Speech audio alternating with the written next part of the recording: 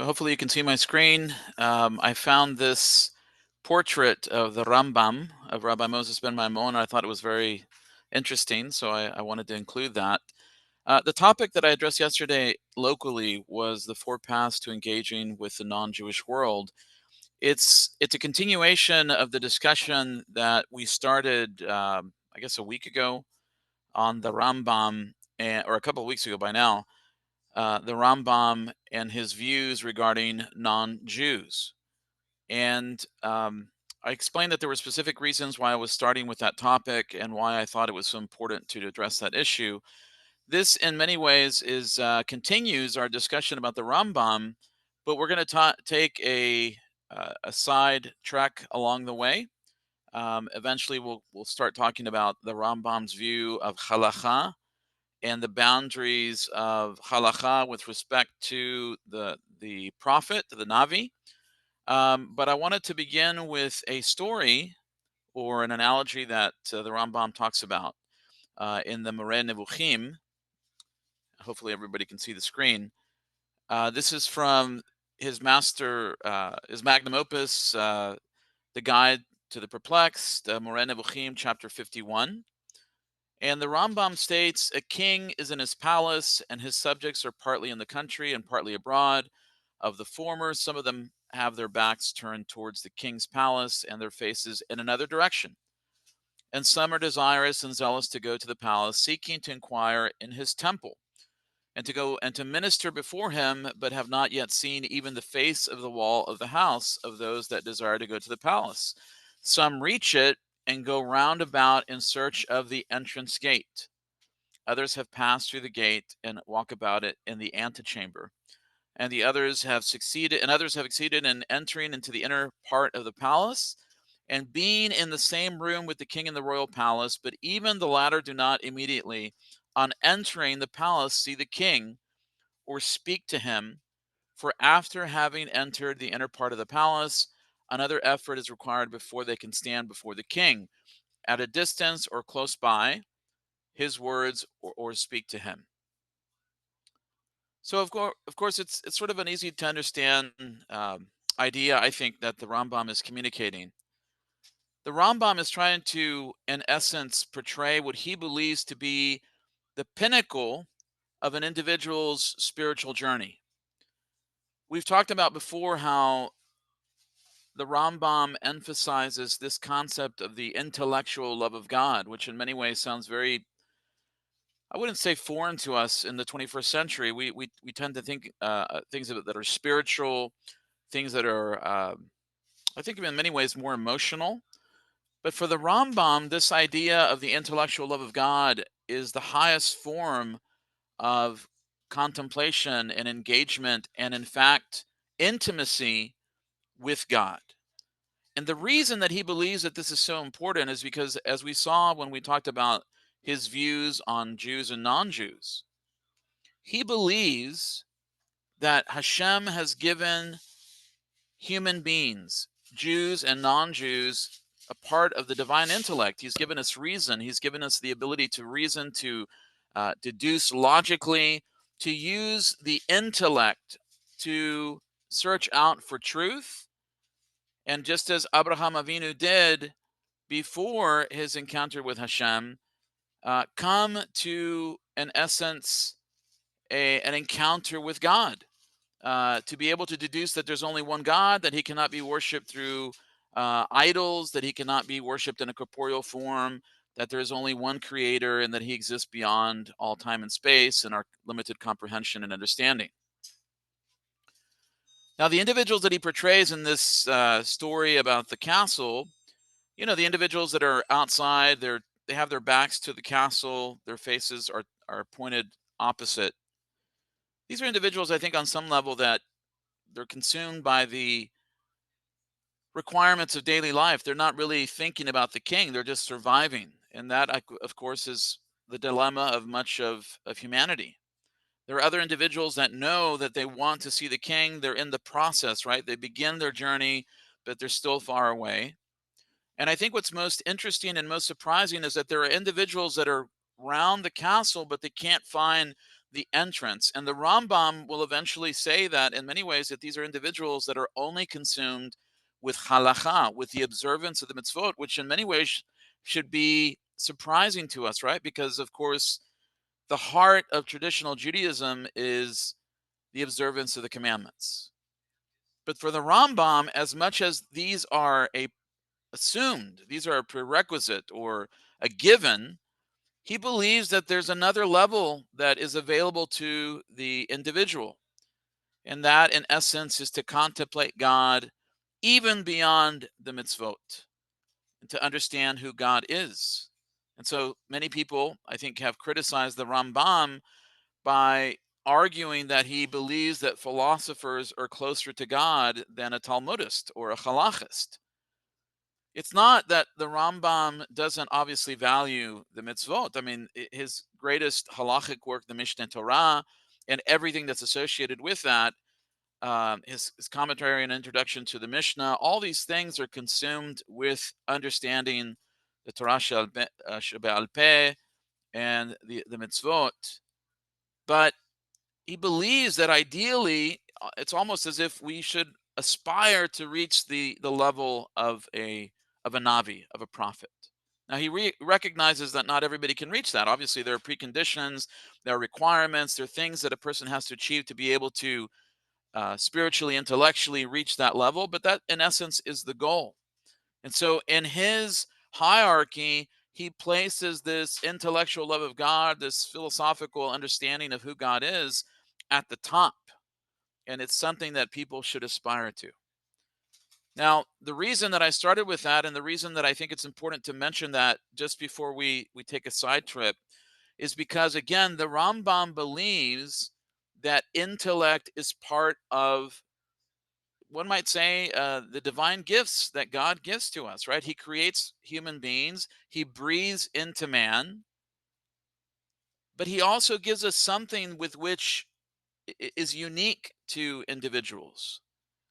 And that uniqueness is what we need to understand this issue of how we interact with the non-Jewish world. Rabbi David Hartman, in his work Torah and Philosophic Quest, which I think I talked about in the previous class, is focused in on this issue. And he begins by talking about four paths that are available to us when we look to engage with the non-Jewish world. The first, and I have it in my slide deck, but it's just a very simple presentation, so I'll just sort of talk it out. The first is what he calls the way of rejection. That is to say that when an individual, and it doesn't just have to be Judaism or Jewishness, a person could be from another faith expression, they could apply these same ideas to their particular situation. That when an individual lives within a religious system, they can automatically dismiss the challenges that are presented by the outside world by simply adopting a mode of insulation, like, insulation in the walls. It keeps the cold out, keeps the heat in. We don't need to deal with the elements, if you will, because they're not part of the tradition, and so we can easily brush them aside. If somebody raises questions about how do we know the veracity of, let's say, the Torah or the Torah Shebe'al Peh or the existence of God or whatever it is, again, whatever faith tradition that a person belongs to, you can equally apply this idea. You simply dismiss it. Why? Because that person is not a quote unquote believer. Let's put it that way. They're not part of the Masorah. They're not part of the tradition. They don't embrace it. So I don't really need to justify the questions and the challenges that they ask because they're outside, right? It's us versus them. They're outsiders. They don't have any veracity. They don't have any validity. In many ways, this is a very reassuring approach because it insulates literally the individual from critiques that are from the outside, just blocks them out. And the examples that I gave, I chose a few yesterday, was the first was of Galileo in during the period of the Renaissance and the heliocentric view of the universe. The idea that the universe, that the Earth rather, was the center of the universe and the sun rotated around the earth, right? Because in the thinking of medieval scholastics, humankind was the center of God's creation, and therefore the earth must also be physically the center of creation, and therefore the stars and the sun must rotate around the earth. Now Galileo, and I suppose we could argue Copernicus and others, are observing, they're using empirical data and observation, and they conclude, well, this is not the case, right? The earth is actually the one that's rotating outside, rotating around the sun. But the church takes the insulative approach, and they send the inquisitors to deal with Galileo because they're not interested in his facts, they're not interested in his reasoning, they're not interested in his intellect. They are teaching something, and they don't have to justify themselves. They don't have to be confronted with objections that arise. They simply have to dismiss it because they're insulated. And of course, we can apply this to the Jewish world. We don't have to look at the example of Galileo. I mentioned yesterday the example. It's not an exact parallel, but I think it serves its purpose. I mentioned that I think it was like the early 2000s, there was a controversy over um, I called it Chef Boyardee, but in a kosher brand, and it had little dinosaurs on it, and there was no question about the hechsher, but it was an issue of a dinosaur being on this kosher product. And there were some Orthodox groups, I can't remember if it was Israel or if it was in New York or something like that. There were actually Orthodox groups that said, you're not allowed, you should not buy that product because it's, it has a picture of a dinosaur, and this doesn't fit within our understanding of creation, or however you want to talk about the creation of the world and so forth. Now, again, it wasn't about the hechsher itself, about the va'ad kashrut or the process of the who was the mashgiach.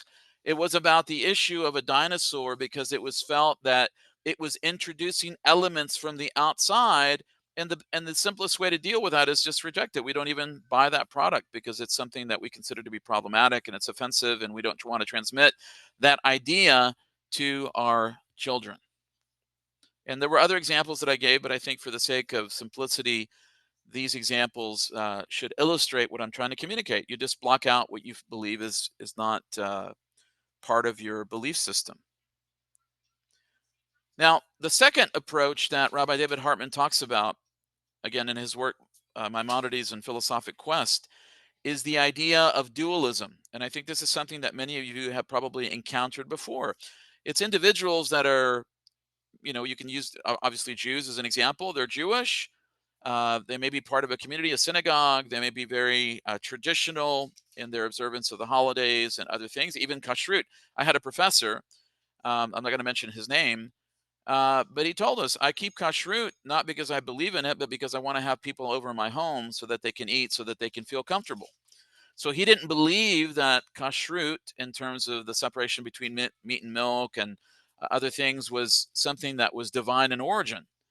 He didn't believe that the Torah Shebe'al Peh was actually something that was given at Sinai, but he believed that, listen, I'm a Jew and I teach Jewish subjects, and I want to make other Jews, maybe they're Orthodox or whatever, maybe they're conservative, but they're observant. I want them to feel comfortable in my home, even though maybe outside of that, I don't necessarily keep kashrut. That's one example, but the basic premise of this dualistic approach is the idea that I separate my identity and the challenges that may be presented to me. So, in essence, if somebody brings me questions about the veracity or the historicity of archaeological issues or the exodus from Egypt, or timelines that are challenging in terms of what we can prove from an academic standpoint, it doesn't really bother me because I don't deal with those issues in my mind. I separate them. I don't mix science and faith. I don't mix history and faith. I don't mix all these things. I keep them separate in their own boxes. And I live in this box, and then I live in this box when it's appropriate. I remember talking many years when I had my own business many years ago, and I was talking to a client from Alaska. Turned out that he was Orthodox, probably the only Orthodox guy in Anchorage, maybe at the time. And he was actually most fascinating, he was actually the brother-in-law of one of my professors at the Spertus College. It was just like a fluke that I would talk to a customer about languages. He was buying a language product, and I happened to know, his sister-in-law, whatever it was. And he told me, I'm Orthodox, but I don't believe in God. And that was just one of those kind of conversations which, you occasionally hear of, but it was like, don't you see this kind of disconnect? The very premise of keeping the mitzvot assumes that there is a God, right? I mean, Rabbi Sherwin of blessed memory used to say that he would grow very frustrated with Jews when they would say that Judaism, in contrast to other religions like Christianity, they would think this, doesn't have a theology. And he would say that's such a foolish statement, right? When you talk about God, you're already talking about theology. What God, in what form, what people, what covenant. It already assumes a list of questions that have to be answered. So people think that somehow Judaism is devoid of theology. That's ridiculous. And so this idea that an Orthodox individual could live out a kosher life, shomer mitzvot, um, and yet not believe in one of the fundamental principles of what the Rambam believes, or right, the Yesodei HaTorah, the foundations of the Torah, is in many ways incomprehensible, but it exists. And in many Jewish circles, this is the case. I mean, again, I have friends that are liberal Christians, and I think you could find parallels in their religious system as well. I remember having a teacher, I mentioned this yesterday, of all places at the Spertus College, where the the teacher was a Reformed Jew or Jewess, and she said, I teach the Exodus from Egypt, but I tell my students that it didn't happen, historically speaking. And I thought about that. It's like, how can you expect children to believe something, right? They're going to mimic their parents, they're going to mimic their teachers. And if you tell them that it never happened, it's a fairy tale, well, guess what?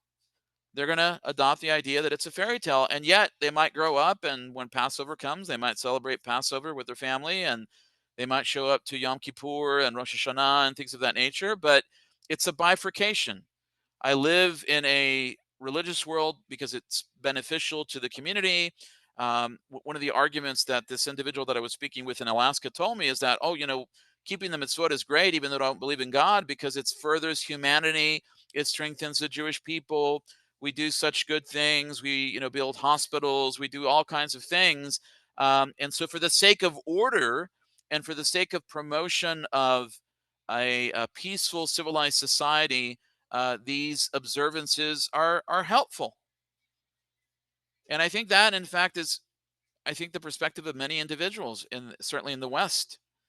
Tikkun olam, the idea of repairing or restoring the world, has in many ways become the linchpin of liberal Jewish movements. If you look at the websites of many Reformed temples and conservative synagogues, you'll often find a page of specifically dedicated to the idea of tikkun olam. And oftentimes it's focused in on questions of social justice and equality, diversity, and preservation of the planet and conservation and things of that nature. There's nothing in essence wrong with any of those things, right? I don't think anybody wants a dirty planet. Nobody wants water that's poison. But to make that the heart of Judaism, in essence, is very different than what Taken Olam and the incident that we find it in the Aleinu. It's only found in the Aleinu, if you think about it, to repair, to restore the world. And what does it say? Through the elimination of idolatry. Read the Aleinu the next time that you pray it, and you'll find that phrase. And it's one of the only times that we find it in the Siddur, if not the only time. And it's linked to this idea of eliminating idolatry, not to what we would call today social justice and other things, which I'm not saying that there's anything wrong with that, but to emphasize that shows you in some sense how this idea of bifurcation exists. I don't need to worry, according to this model, so much about the quote unquote truth of Judaism or the truth of the Tanakh, but rather the good that it produces in instilling values that further society. That's basically the argument that I think is being given there. The third approach is what Rabbi Hartman describes as the way of rejection. It's the individual who recognizes or believes, depending on their standpoint, that there are inconsistencies in the outside world, the knowledge that the non-Jewish world, if you want, presents to us scientifically, historically, whatever it is, values in terms of human equality, and they can't grapple with what they believe the tradition, the Masorah, embraces. If slavery, for example, I think is a good example. If human society says, slavery is inappropriate, which I think everybody would, an individual says, well, how can I believe in the Torah if it sanctioned this at one time? Or if I believe scientific models of the age of the earth or something like that, and I take a literalist approach to the Tanakh or the Torah, I find inconsistency. Or whatever it is, whatever issue they find, they can't handle this disconnect. They can't live the dualistic approach that says, I'm going to separate my religious observance from my intellectual critical thinking, and I'm going to be happy to continue in life with my box of religion and my box of intellect separate.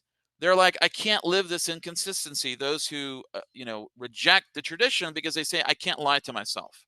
I can't live in this dualistic fashion, and therefore I have to leave the community. I can't be observant because if I don't believe it's true, then what purpose does it serve? It's almost like I'm being intellectually dishonest. I'm being spiritually dishonest. So the individual, the teacher that I mentioned, that was teaching the kids at her day school or in her Hebrew school that the Exodus doesn't exist. I mean, that never happened. She didn't have a problem with, I'm a Jew. I'm teaching this to my kids because I want them, in her mind, to be rational human beings that don't believe in fancy tales and elves and dwarves and things of that nature. But another individual might say, well, I don't, if there's not scientific, historical proof, archaeological, that is definitive and proves the Exodus, I can't believe in that. So therefore, why am I going to transmit this to my children? Why am I going to celebrate Passover? I'm just going to reject the entire thing. So that's the third approach. And of course, I'm simplifying these for the sake of time, and I'm trying to draw the essence of each view. The last view is the view that I think is the most important for us. It's what Rabbi Hartman calls the way of integration. It's the way that he argues is the perspective of the Rambam, of Rabbi Moses ben Maimon. And how is this so? Because again, for the Rambam, faith and reason are two things that are coupled together. Hashem is not a God that is intending to confuse us through the physical world. He intends for us to use the God-given faculties that he has given to us, reason and logic and the intellect that he has given to us, to be able to deduce the reality of his presence by simply looking at creation around us and coming to the conclusion that there is one God. The ancients in Samaria, Babylon, Acadia, the Canaanites, all these different groups worship multiple gods, right? They had a pantheon of gods, and there was the Baal of the wind and the storm god, and there the fertility goddesses, and there were this. Each one had its own domain, and for the Rambam, this is something that in essence Abraham overcomes, because he's like, how can something that is divine, have like these little compartmentalizations that in essence set this individual or this entity below another one?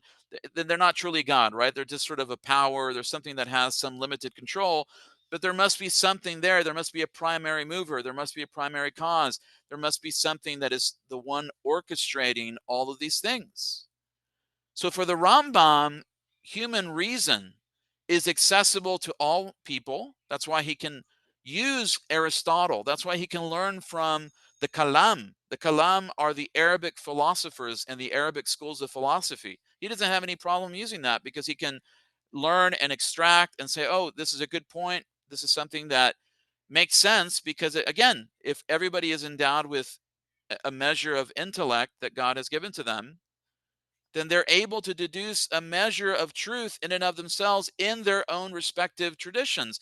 This is why Rabbi David Hartman says that at its core, at least in theory, traditional Judaism does not by default, and this is what's important, it does not by default invalidate non-covenantal forms of faith in theory.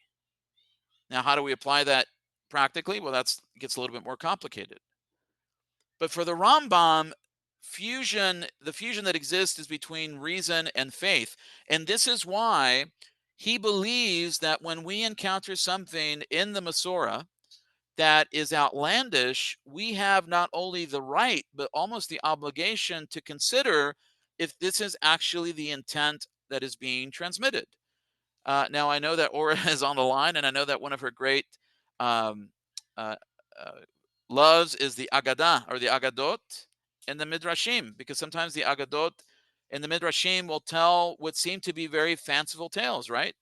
What I used yesterday was the story of Titus. Remember Titus and Vespasian, the father and son. Vespasian was the father, Titus is the son, who destroyed Jerusalem, the Beit HaMikdash, the second Beit HaMikdash in 70 CE. And the rabbis write in the Talmud that as a punishment for having defiled the holy temple, I think it's a gnat or fly, whatever it was. I think we're debating about this. It goes into his nostrils, into his navel cavity, and it lodges itself in his brain, and then it becomes the size of a pigeon or dove or whatever it was, a pomegranate. I can't remember the details. Something like that. There may be some people who take that literally. The Rambam does not feel obligated to understand that literally. He believes that the Agadot are these prized possessions, the great part of this revelation that God has given to the people of Israel, but it's in essence not something that is intended to be taken literally. There's a truth behind that God, in the midst of Israel's, collapse as a government entity, that there's no government, right? There's no Jewish king. The temple has been destroyed. They're powerless. Their armies, the zealots, have been conquered. Yet a gnat can still serve the divine will by implanting itself in the Roman ruler's nose and then bring about his downfall. It's an idea that God is sovereign and he will use whatever mechanism is at his disposal to equalize things, even when an army couldn't do that. When an army couldn't defend Jerusalem or Jews were fighting among themselves, Hashem is still sovereign, and even the tiny speck will serve to bring about God's justice. The Rambam doesn't have any problem saying that's not literal. We're not obligated to believe that. We are obligated to believe that God is sovereign, but it goes even farther than that. Now, the Rambam, and he's criticized for this extensively by many other rabbis, goes as far as to believe that many things in the Torah itself that are contrary to reason are possibly visions or allegories or something of this nature. What is the famous tale of Joshua? I don't know that he specifically references this, but when Joshua is fighting in the conquest and he tells the sun and the moon to stand still, is that literal? I don't know.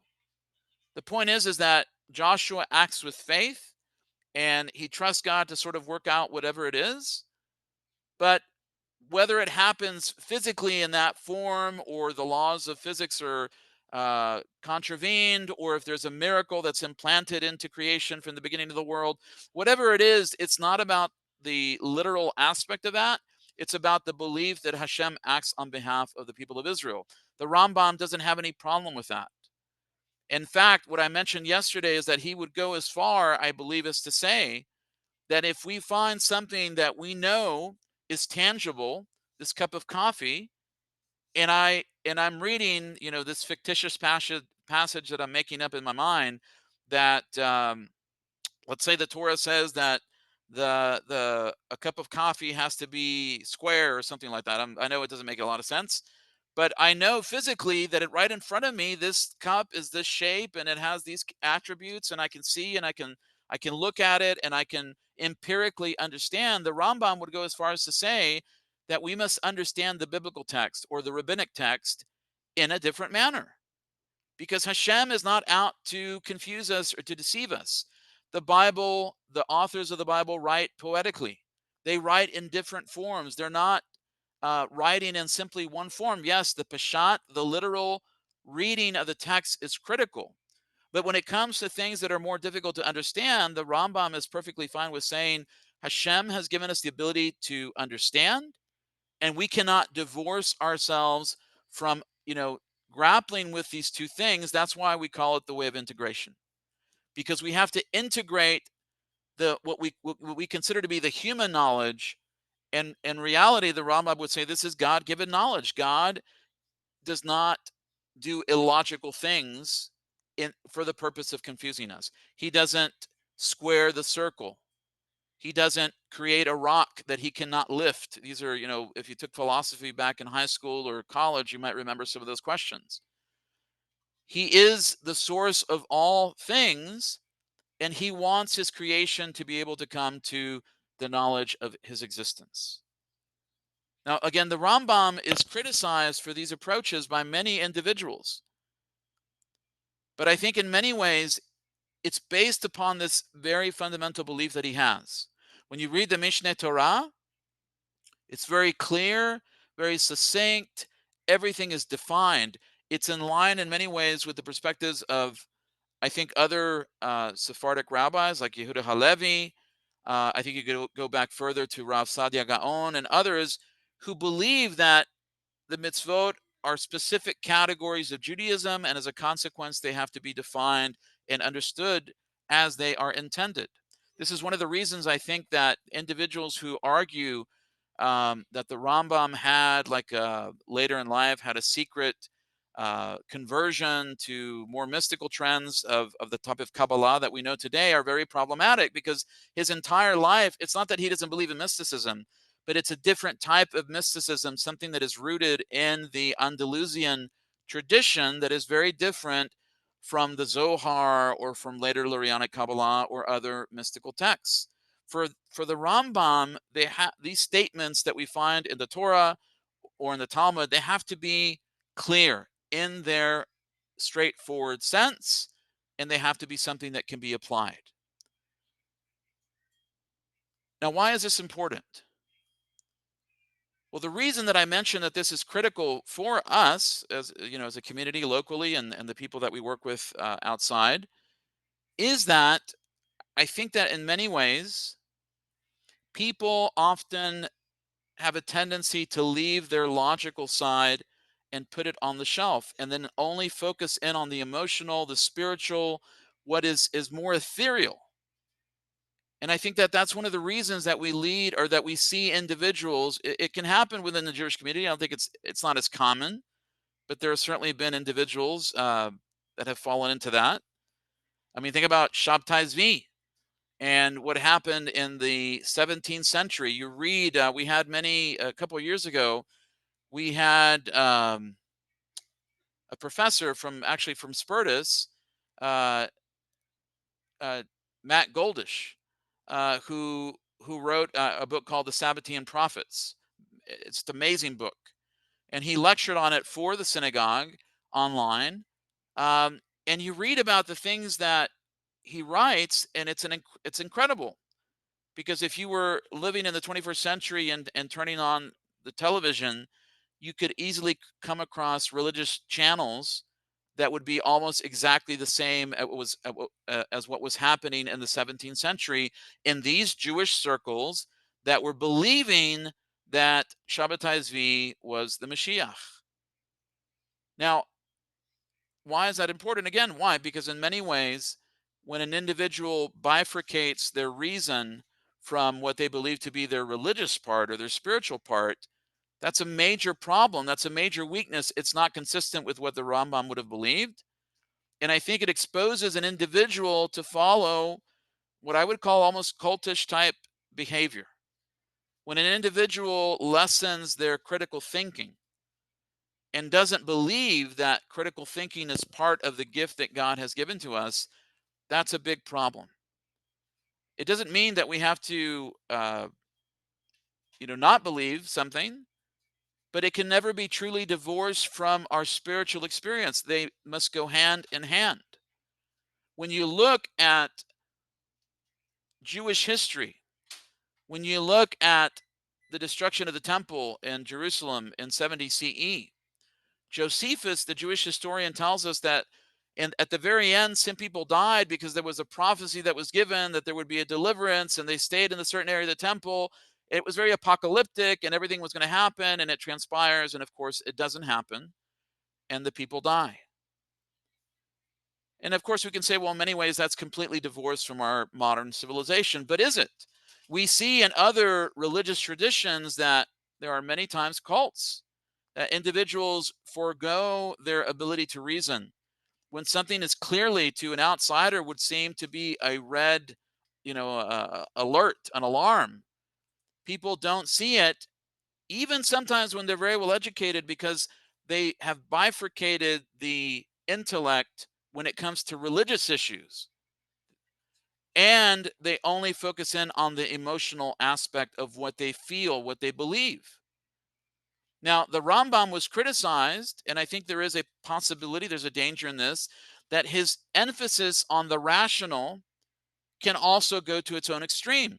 It's difficult, as Rabbi Byron Sherwin said, to pray to the God in many ways that the Rambam envisions at times, because most of us don't have the kind of intellectual capacity that the Rambam had. He's a dietitian, he's an astronomer, he's a philosopher, he writes the Moreh Nebuchim in Arabic, he writes the Mishneh Torah in Hebrew, he is a mathematician, he's a Renaissance man, but in the 12th century, or the 1035, yeah, so 11th century to the beginning of the 12th century.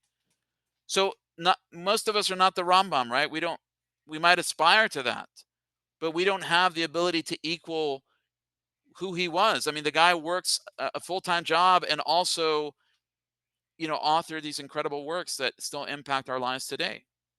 So there is a danger with only focusing on the rational, but I think in our day and society, I don't really have a worry about that because I see so many people focused in only on the spiritual.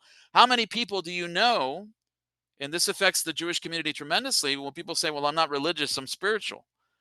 I have yet to, to have somebody who's religious say, "I'm not spiritual, I'm intellectual, or I'm a rationalist." I mean, that's not something that you typically find, right? People like what is mystical, what is secretive. In talking to some of my friends online, one of them said, people like magic and they like chumrot. They like extremism, extreme observances, things that are very difficult. Magic and chumrot. Well, I don't think the Rambam was either one. But my point is simple, is that all of this is tied back to the belief that the Rambam has that God has made human beings equal before his eyes. There isn't an inherent superiority of the Jewish soul. The Jewish soul has to, in essence, evolve. As I mentioned in the previous class, it's almost like an acorn is a potential tree. It's a potential oak tree, but it has to break out of its shell and become the tree that it was meant to be. And so I think in this sense, it's very important to us, because as we continue our discussion, when we get to the question of the Navi, of the prophet, and Halacha, and scenarios like Elijah, Eliyahu Hanavi, and what he does at Mount Carmel, which is, of course, it's one of my, I think one of my top 3 favorite stories in the Tanakh. But it raises a number of issues as to what he does and how it presents problems halachically. And what about other scenarios where a prophet comes along and does things or says things, and how do you rein that in? What I said yesterday is, if the prophet is the watcher, who watches the watchers, right? What is the boundary between these two seemingly contradictory things? And I think my idea is essentially to convey this idea of balance. It's like a seesaw. We're always trying to balance these two elements that are necessary. And I would say, yes, the mystical, the ethereal is part of that. But there's always this process of balancing the rational, because they're both ultimately from the divine. I'd like to stop there and open it up for questions. or comments if anybody has or wants any kind of clarification.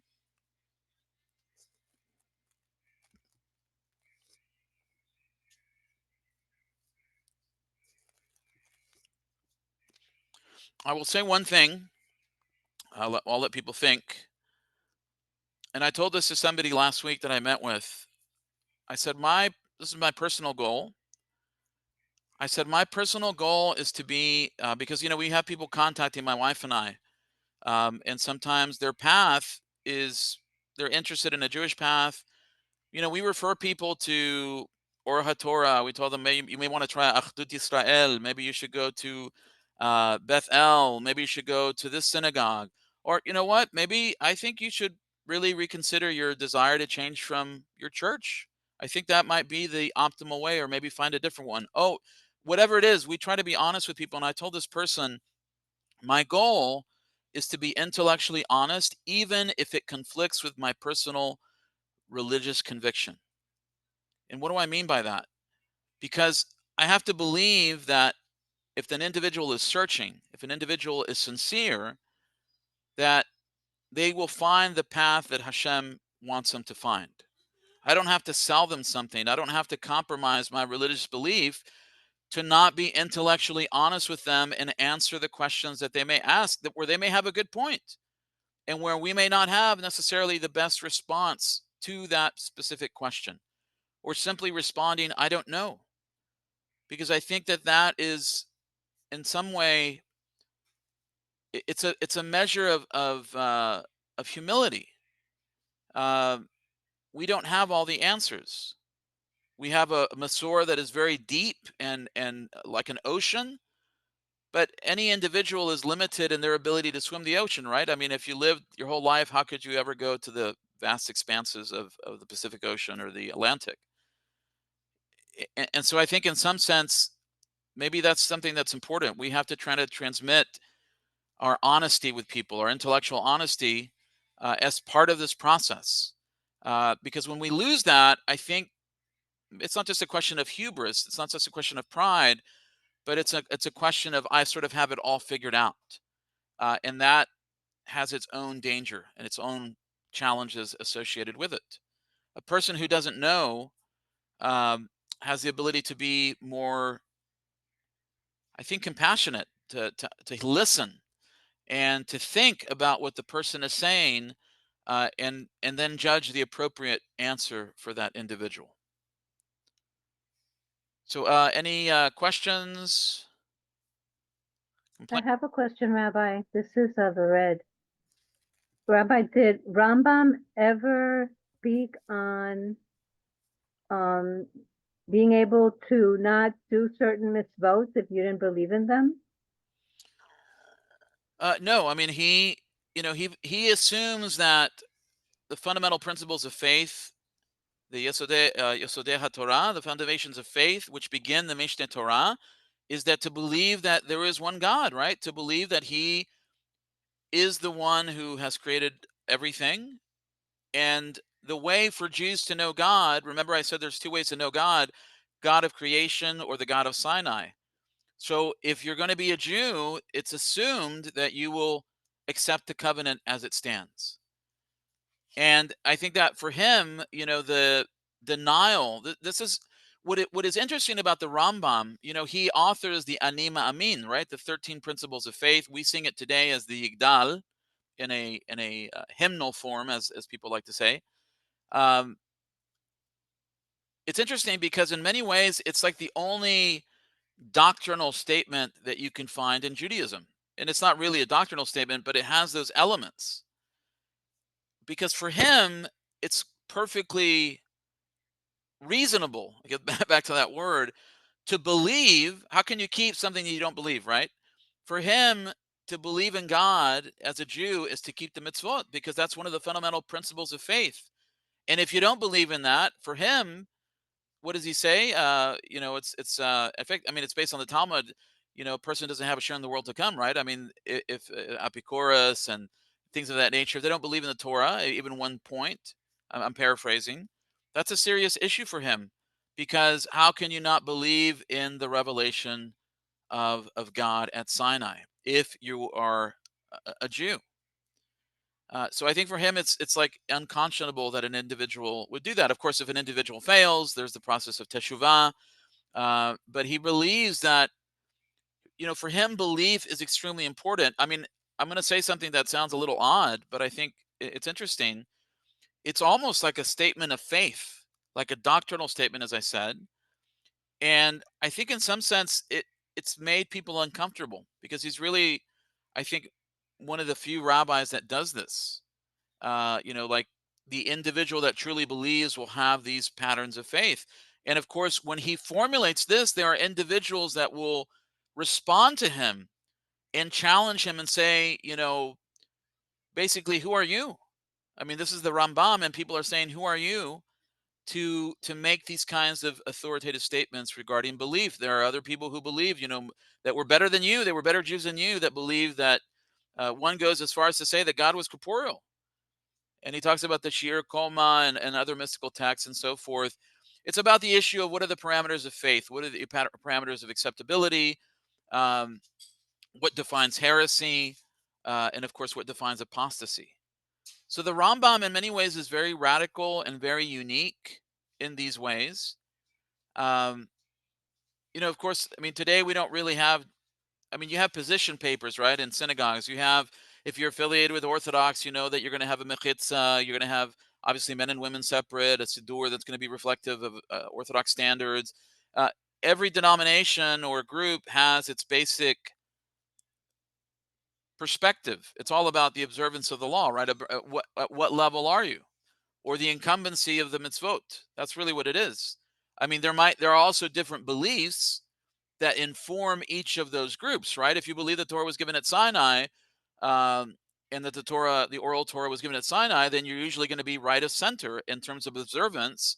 As where if you believe it's more of a historical development process and it's not necessarily divine, but it was transmitted through individuals that were devoted to the belief in the existence of God. I mean, there are different implications for each one of those, and that those principles of faith are then lived out in the level of observance that people have. So I don't know if that answers your question, but I think the Rambam assumes that to believe in Hashem is to keep the mitzvot. Thank you, Rabbi. You're welcome. Any other comments or?